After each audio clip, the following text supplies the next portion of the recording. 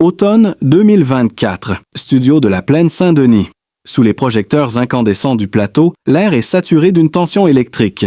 À 22 ans, Émilien est déjà un monument de sang-froid, une machine de guerre intellectuelle que rien ne semble pouvoir ébranler. Pourtant, derrière ce sourire de façade, se cache une architecture de défense complexe, érigée brique par brique depuis des mois. Nous sommes dans cette période charnière où la rumeur n'est plus un murmure, mais un vacarme assourdissant qui cogne contre les parois de son intimité. Chaque enregistrement devient un champ de mine. La presse à scandale, postée aux sorties de secours du studio dès 21h, traque le moindre signe de faiblesse, la moindre rondeur suspecte sur le profil de celle qui partage sa vie. Émilien a compris très tôt que pour survivre à cette exposition médiatique brutale, il devait devenir un maître de l'esquive. Il ne ment pas, il fragmente la vérité. Il ne cache pas, il occulte. Sa stratégie de défense repose sur une bunkerisation psychologique.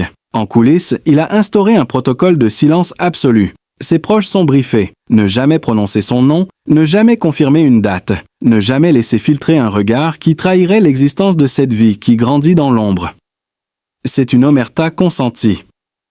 Un pacte de sang pour protéger un secret qui devient de plus en plus lourd à porter.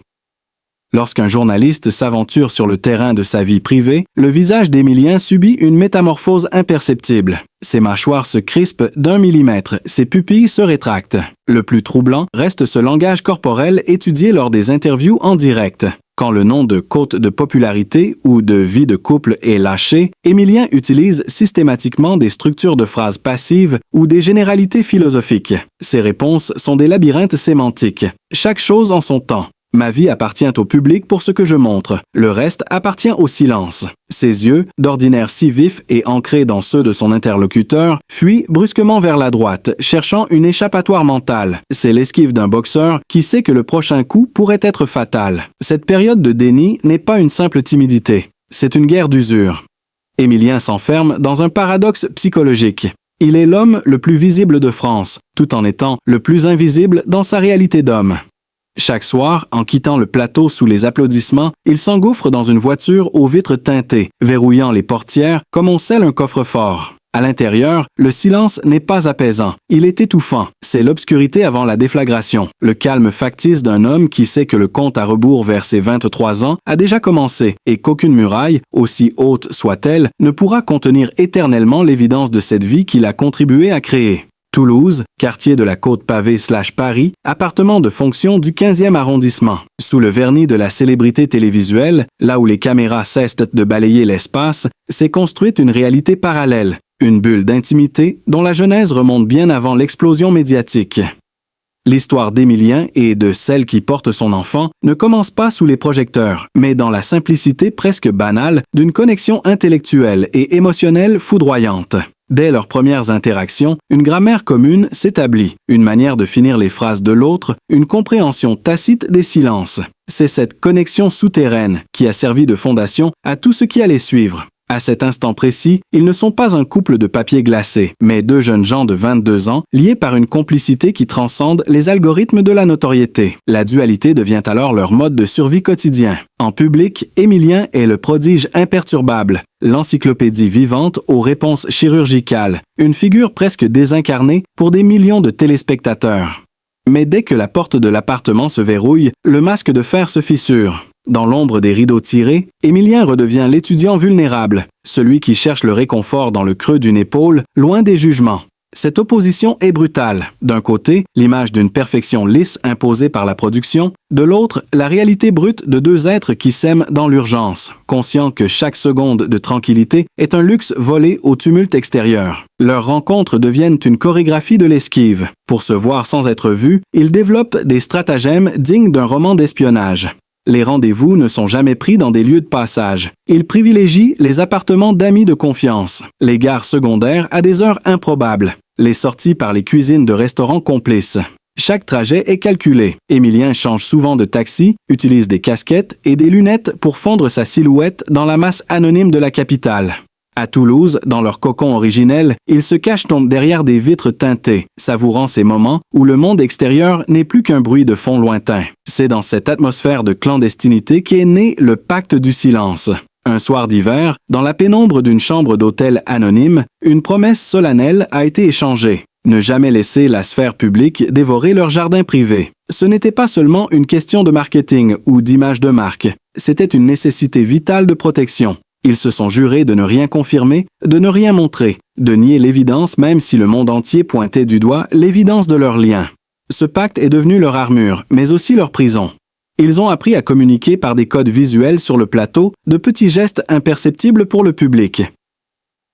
Un ajustement de cravate, une manière spécifique de poser la main sur le pupitre, qui, pour elle, signifiait « Je pense à toi, ici et maintenant ». Cette vie scindée en deux a créé une tension érotique et dramatique permanente, transformant leur amour en un acte de résistance contre la machine médiatique qui cherche à tout transformer en spectacle. Mardi, 14 novembre, 23h12. Un appartement discret en périphérie de Paris. Le silence de la pièce n'est brisé que par le ronronnement lointain du périphérique, un bruit de fond urbain qui semble soudain s'arrêter lorsque l'écran du smartphone d'Emilien s'illumine dans la pénombre. Une notification, un message court, chirurgical, dépourvu d'artifice, qui vient de pulvériser l'ordre établi de sa vie de prodige. Je suis enceinte. 3 mots qui pèsent maintenant plus lourd que toutes les questions de culture générale qu'il a résolues sous les projecteurs. À cet instant précis, le temps se fige. La température de la pièce semble chuter de plusieurs degrés. Emilien fixe l'écran, les pupilles dilatées par un choc neurobiologique pur, tandis que le monde extérieur, avec ses records d'audience et ses applaudissements préenregistrés, s'efface pour laisser place à une réalité biologique implacable. La première réaction est une onde de choc sismique. La peur, une peur viscérale, primitive, qui lui noue l'estomac et lui coupe le souffle. Ce n'est pas la peur de l'échec, c'est la peur de l'inconnu absolu. À 22 ans, alors qu'il est au sommet de sa trajectoire ascendante, l'idée d'une paternité imminente ressemble à une collision frontale avec un mur de béton. Puis vient la phase du déni psychologique, une tentative désespérée de son cerveau pour rétablir l'équilibre. C'est impossible. Il doit y avoir une erreur dans le test. On n'avait pas prévu ça maintenant. Son esprit, d'ordinaire si structuré et analytique, devient un chaos de pensées désordonnées. Il se revoit sur le plateau quelques heures plus tôt, répondant avec assurance à des questions sur l'histoire de France, alors qu'il est incapable de traiter cette information qui va réécrire sa propre histoire. La Bang Hoang, cette stupeur monumentale, s'installe alors. Emilien reste immobile, le téléphone encore chaud dans sa main tremblante. Il regarde autour de lui, les scripts de l'émission éparpillés sur la table basse, les livres d'histoire qui l'ont mené à la gloire. Et tout cela lui paraît soudainement dérisoire, factice, presque grotesque, face à la gravité de l'annonce. Il est le maître du savoir, mais il se sent soudain comme le plus ignorant des hommes devant ce mystère de la vie qui s'invite sans prévenir dans son plan de carrière millimétré. Le vertige le saisit. L'image du champion invaincu se fissure pour laisser apparaître un jeune homme terrifié par la responsabilité colossale qui vient de s'abattre sur ses épaules. S'ensuit une scène d'une intensité dramatique insoutenable. L'affrontement du silence dans cette chambre close. Elle est là, en face de lui, ou peut-être est-elle à l'autre bout du fil, mais le poids de leur présence commune dans cet espace restreint devient suffocant. Personne ne parle. L'air est chargé de tout ce qui ne peut être dit. C'est un silence qui hurle, un vide rempli de reproches muets, de questions sans réponse et de projections angoissantes vers le futur. Emilien évite son regard, fixant un point invisible au mur, tandis que la réalité de l'acte de création se matérialise entre eux. Cette immanence de la vie à venir transforme la pièce en un tribunal silencieux, où chaque seconde qui passe sans un mot renforce la barrière de l'incompréhension. La tension est telle que le moindre craquement du parquet résonne comme une détonation. C'est l'instant de vérité où le « je » doit devenir « nous », où le secret ne concerne plus seulement 2 amants, mais un 3e être qui exige déjà sa place dans la lumière, brisant définitivement le confort du déni. Nuit du 15 novembre, 2h45. Terrasse d'un appartement privé, Paris, rive gauche. L'air glacial de novembre fouette le visage d'Emilien, mais il ne ressent rien. Sur cette terrasse, surplombant les toits de zinc parisiens, le jeune homme de 22 ans mène la bataille la plus féroce de son existence. Ce n'est plus une question de culture générale, ni un duel face à un adversaire sur un plateau de télévision. C'est un corps-à-corps brutal entre 2 versions de lui-même. D'un côté, le champion, ce produit médiatique impeccablement poli, cette ascension fulgurante qui a fait de lui l'idole des familles, le symbole d'une jeunesse brillante et studieuse. De l'autre, l'homme, celui qui vient de percuter de plein fouet la réalité biologique de la paternité. La carrière d'Emilien est à son zénith. Les contrats publicitaires s'accumulent, les audiences crèvent dans les plafonds et son image de gendre idéal est devenue une monnaie d'échange précieuse. Dans son esprit, l'annonce de cette grossesse résonne comme une grenade dégoupillée jetée au milieu de ce château de cartes. Il visualise avec une précision terrifiante les titres des journaux, les commentaires assassins sur les réseaux sociaux et la déception de ceux qui voyaient en lui une icône de pureté intellectuelle. La peur de l'effondrement de son image est une douleur physique. Il s'imagine perdre son socle, son public et cette légitimité qu'il a mis tant d'énergie à construire. Le pacte du silence n'était plus une protection, mais un poids mort qui menaçait de le faire couler. Pourtant, sous cette angoisse narcissique, bat une impulsion plus profonde, le choc de la responsabilité. Être père à 23 ans, dans ce tourbillon de paillettes, ressemble à un suicide social. Mais le visage de celle qui porte son enfant hante chacun de ses souffles. Il réalise l'insensé décalage. Pendant qu'il répond à des questions sur la Renaissance ou les empires disparus, une nouvelle vie, bien réelle et vulnérable, commence sa propre histoire à l'intérieur d'elle. Le mot « responsabilité » prend une dimension métaphysique. Ce n'est plus seulement assumer un acte, c'est devenir le rempart d'un être qui n'a pas encore de nom. La déchirure est totale. Chaque fibre de son ambition lui hurle de temporiser, de cacher, de gérer la situation comme une crise de communication. Mais son instinct, ce reste d'humanité brute que les projecteurs n'ont pas encore réussi à aseptiser, le rappelle à l'ordre. Il se voit dans le miroir de la baie vitrée, un jeune homme en costume de marque, mais dont le regard trahit une détresse ancestrale. La lutte entre le désir de gloire et le devoir de protection crée un séisme intérieur. Il sait que choisir l'un, c'est potentiellement sacrifier l'autre. Le silence de la ville à cette heure avancée ne fait qu'accentuer le vacarme de sa conscience. Il n'y a plus de joker, plus de coup de fil à un ami. Émilien est seul face à l'immensité de son destin, réalisant que le prix de sa vérité sera peut-être la fin de son innocence médiatique. Décembre 2024, rédaction des magazines People/Bureau de production, Boulogne-Billancourt. La machine à rumeurs s'emballe avec une violence inouïe. Ce qui n'était qu'un murmure dans les couloirs du studio devient une déflagration numérique. Sur les réseaux sociaux, des clichés volés apparaissent. Une silhouette familière sortant d'une clinique de la rive gauche, une main posée avec une tendresse inhabituelle sur un manteau un peu trop large, un regard échangé dans une voiture à la vitre baissée de quelques millimètres. Les algorithmes de TikTok et X, anciennement Twitter, s'emparent de ces fragments, les dissèquent, les agrandissent jusqu'à la distorsion. Chaque pixel devient une preuve. Chaque ombre sur le ventre de celle qui partage sa vie devient une condamnation publique. La sphère médiatique n'attend plus de preuves. Elle fabrique sa propre vérité, harcelant les comptes personnels de leurs proches pour arracher une confirmation. Au sein de l'état-major qui entoure Émilien, la panique est palpable. Dans les bureaux feutrés de la production à Boulogne-Billancourt, les réunions de crise s'enchaînent sous une fumée de café froid. La consigne des agents et des conseillers en communication est unanime, tranchante, presque brutale. Démentir, toujours démentir. Pour eux, la marque Émilien est un produit de pureté intellectuelle qui ne peut s'encombrer d'une paternité précoce et accidentelle.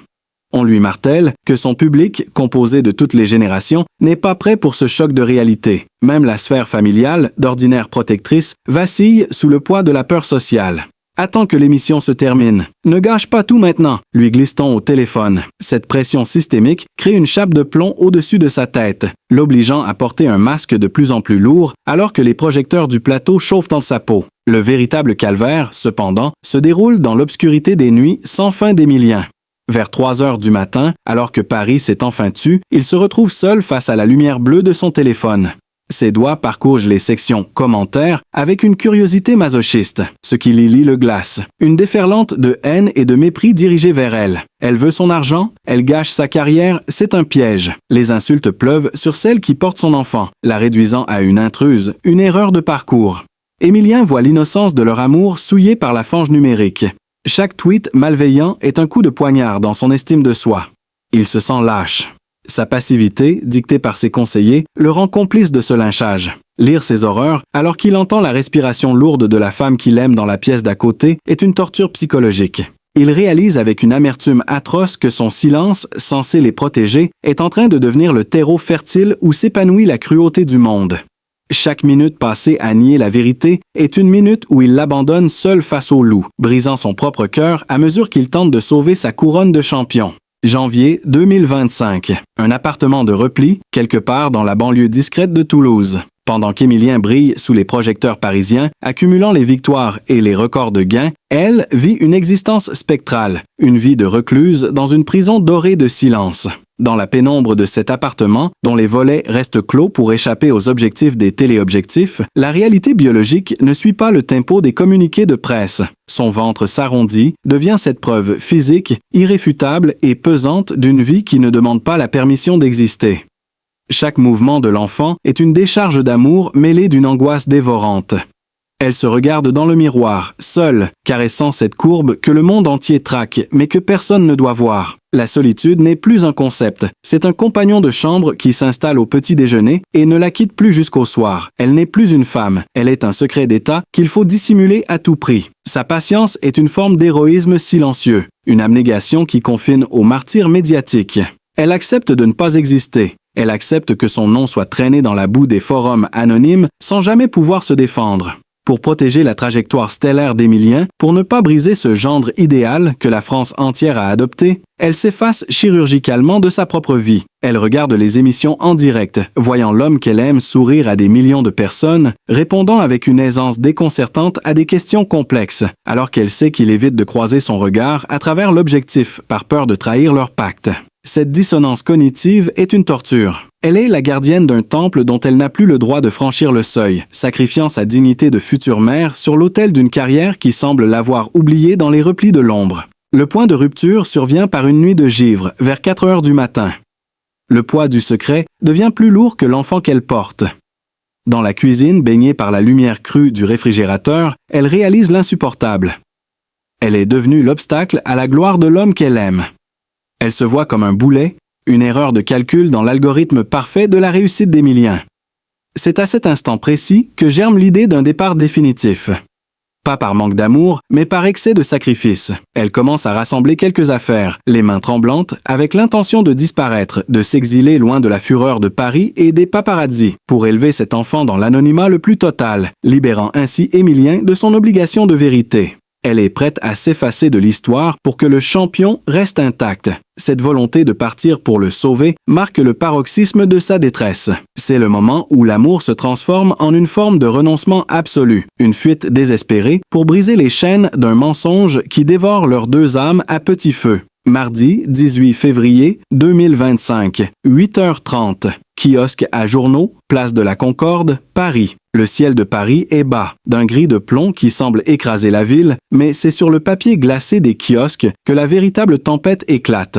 À la une d'un hebdomadaire à scandale à grand tirage, une photo floue prise au téléobjectif montre, elle, le visage fatigué, tentant de dissimuler son ventre sous un châle informe à la sortie d'un laboratoire d'analyse. Le titre est d'une violence inouïe, une attaque frontale et calomnieuse qui remet en question la légitimité de l'enfant et l'intégrité de la jeune femme. Le papier l'accuse d'être l'ombre manipulatrice, celle qui hypothèque le destin national d'Émilien pour des intérêts financiers. C'est une mise à mort médiatique, une exécution publique sans droit de réponse. Pour Émilien, dans la loge de maquillage du studio quelques minutes avant l'enregistrement, la lecture de cet article agit comme un électrochoc neural. Le sang se glace dans ses veines avant de bouillir d'une rage froide, incontrôlable. Il regarde son reflet dans le miroir éclairé par des ampoules blafardes et ne voit plus le prodige imperturbable, mais un complice silencieux d'un crime moral. Il réalise avec une lucidité terrifiante que chaque jour passé à se taire, chaque interview où il a esquivé la vérité sous les conseils de sa production, a été une pierre jetée au visage de celle qu'il aime. Son déni n'était pas un bouclier, c'était l'arme du crime. En voulant sauver son image de gendre idéal, il a laissé le monde transformer la mère de son futur enfant en une paria. La culpabilité le submerge, brutale et suffocante. Il revoit ses propres réponses lisses, ses sourires de façade devant les caméras, alors qu'à quelques kilomètres de là, elle subissait l'isolement et l'insulte. L'image de sa compagne, seule face à cette déferlante de boue, brise définitivement l'armure de l'ambition. Le pacte du silence lui apparaît soudain pour ce qu'il est réellement, une lâcheté institutionnalisée. Le paradoxe est insupportable. Il est capable de citer les dates des plus grandes batailles de l'histoire, mais il a perdu la bataille de sa propre dignité d'homme. Ce n'est plus une crise de communication, c'est une crise d'honneur. Sur le plateau, alors que le décompte retentit, plateau dans 30 secondes, Émilien, en place. Quelque chose se rompt physiquement en lui. Il ne peut plus feindre. Les projecteurs, d'ordinaire familiers, lui semblent être les témoins de son imposture. La Jo Nuok Tran Lee. La goutte d'eau qui fait déborder le vase n'est pas seulement cet article infâme, c'est la prise de conscience que son silence est devenu le carburant de la haine médiatique. À cet instant précis, sous le regard des techniciens et du public qui attendent ses prouesses intellectuelles, Émilien prend une décision irrévocable. Le jeune homme de 23 ans vient de tuer le personnage médiatique pour faire naître le père. Il sait que la prochaine fois qu'il ouvrira la bouche, ce ne sera pas pour donner le nom d'un roi de France, mais pour revendiquer son sang, son amour et sa responsabilité, quel qu'en soit le prix pour sa couronne de champion. Mardi 18 février 2025, 20h15, plateau du journal télévisé Paris-Boulogne. L'air est devenu irrespirable sous les projecteurs de 5000 watts. Émilien est assis, seul face au présentateur vedette, dans ce sanctuaire de l'information où chaque mot pèse le poids d'une sentence. À 23 ans, tout juste révolu, il n'a jamais semblé aussi vieux, non par l'usure, mais par la gravité qui émane de sa silhouette. Les techniciens en régie retiennent leur souffle. Ils savent que le conducteur de l'émission a été balayé par une demande de dernière minute du champion. Le silence qui précède sa prise de parole est d'une densité physique, une chape de plomb interrompue seulement par le crépitement frénétique et métallique des obturateurs de photographes accrédités, dont les flashs aveuglants se répercutent sur le décor laqué du plateau. Chaque clac-clac des appareils ressemble à une salve d'exécution, une mitraille visuelle cherchant à capturer la moindre goutte de sueur, le moindre tremblement de lèvres de celui que la France entière regarde. Le présentateur pose la question, celle que tout le monde attend, celle qui a été évitée pendant des mois de déni calculé. Émilien ne fuit plus. Il ne cherche plus dans les recoins de sa mémoire encyclopédique une date historique pour masquer son présent. Il redresse son buste, ses mains jointes sur la table ne tremblent plus. Il fixe l'objectif de la caméra principale, la caméra 1, celle qui entre directement dans les salons de millions de foyers.